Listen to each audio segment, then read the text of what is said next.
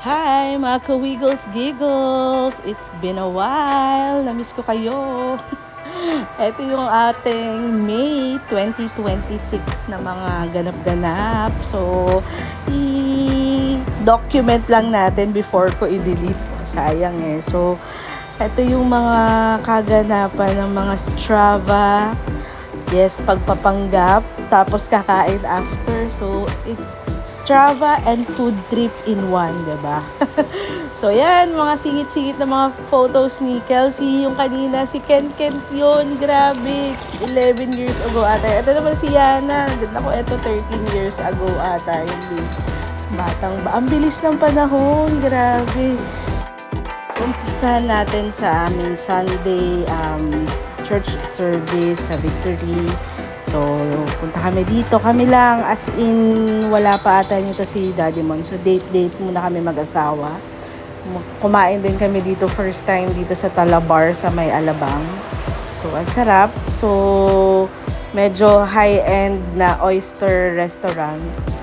So, after nyan, dumaan kami sa May Cavite para bumili din ng talaba. So, ito yung medyo high-end na version. Siguro, a week after, bumili naman kami nung luto ko talaga na version. Hindi ko alam kung part siya nitong vlog na to. Pero, makikita niya later. So, ayan. Okay naman yung food. Okay yung ambience. Maganda yung resto. Masarap yung food. Tapos, ito din yung month na 7-month-old na ba dito si Kelsey. Nag-birthday na siya actually. Ang tagal na nito guys, May pa to. So, ang dami ko ng utang.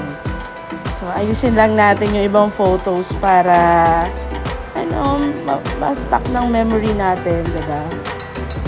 Masarap din balikan yung mga pictures eh. Parang kailan lang, bilis-bilis talaga ng panahon, mga guys. So, ito din yung work week, mga ganap-ganap sa trabaho, mga meeting.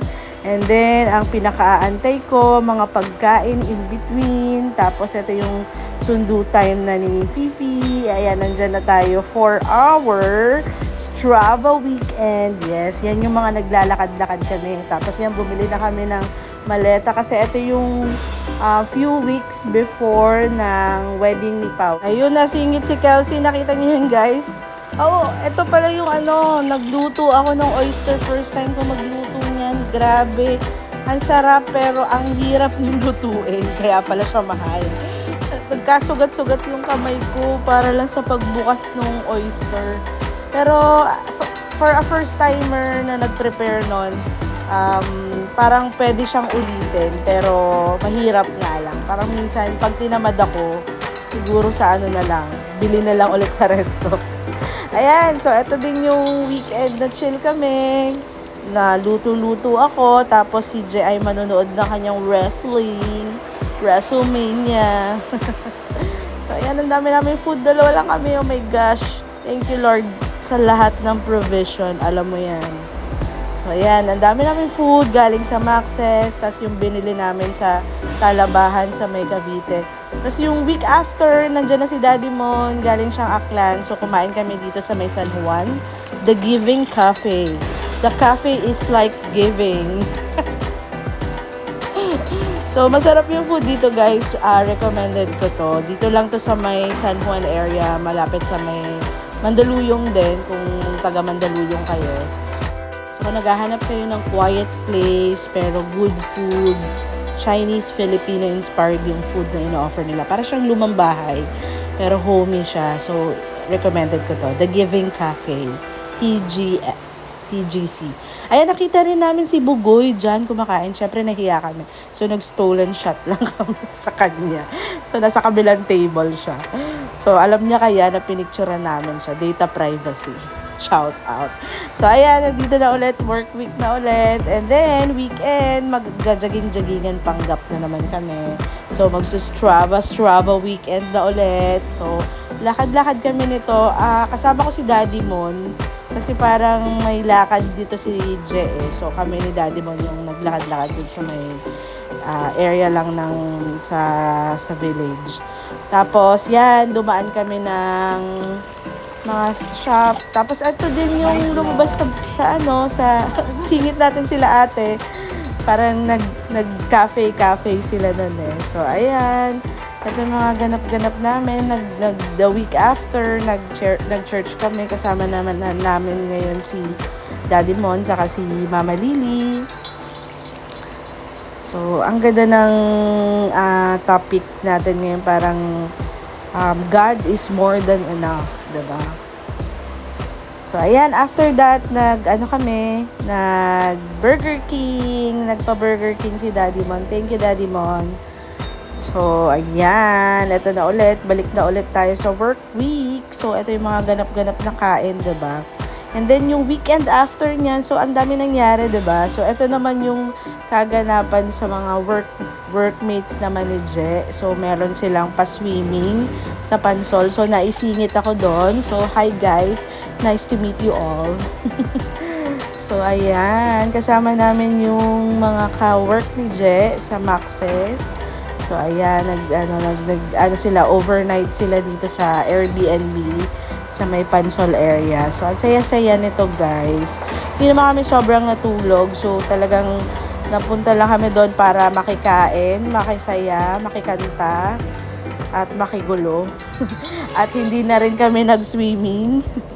So, ayan, the week after, pumunta naman kami dito sa bahay namin sa Freetown. In-invite namin si Daddy Mon. So, may bisita kami.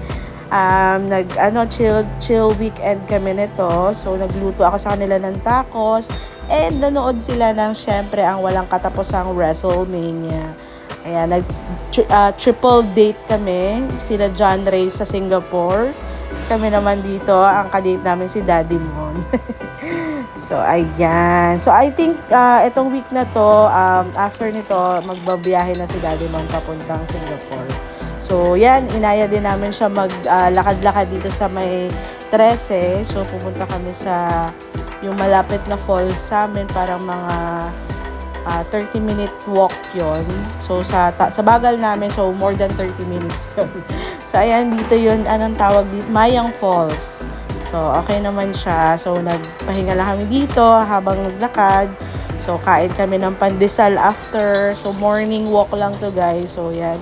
Ito yung parang malapit na paliguan sa amin. Parang long weekend ata to eh, May 1. So, yan. Kaya kami walang pasok. So, ayan. Nag-picture-picture muna kami. Sayang naman ng outfit check. Diba? Hindi lang halata pero pawis na ako dyan, guys.